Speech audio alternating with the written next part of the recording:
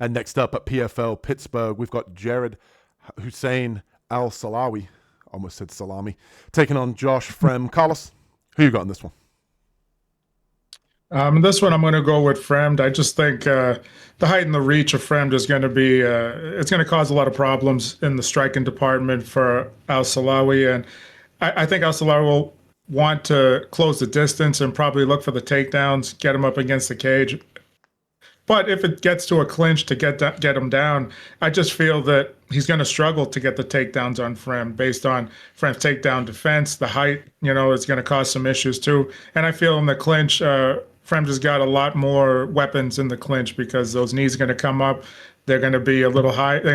He's a little lower. The knee's going to come up higher. The target's lower. I think. I just think that the height's going to cause some issues. So I think Fremd probably gets the decision in this one.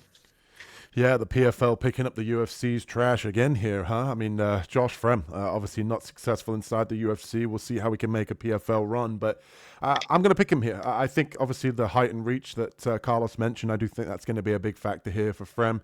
We've seen him tend to struggle in a lot of his UFC matchups when guys are able to kind of pressure him, smaller, shorter guys. They pressure him, and that takes away a lot of his height and reach advantage. And I think here with Al-Silawi, I think he's just going to really just stand there and plod. He's a guy that I think his boxing lacks. I think he's really only dominant when he gets you in top position. He'll blast kicks from the outside and kind of pitter-patter from range, but he's not a guy that's going to be ultra aggressive and really get in your face. And I think where he tends to struggle is when guys put it on him. They can get into dominant positions with him. It saw in his last fight against the Frenchman that he fought over in the PFL, Barbini. He came out very aggressive. He was able to get him to the ground very quickly, get into a dominant position against Al-Silawi, and ultimately I think a better fighter probably finishes that fight. And I'm going to say here with Fremd that he comes out here and makes a statement. I think that he's able to get into the clinch. I think he's able to get into a dominant position here, beat him up with ground and pound, and ultimately find like a club and sub victory here for Josh Fremd.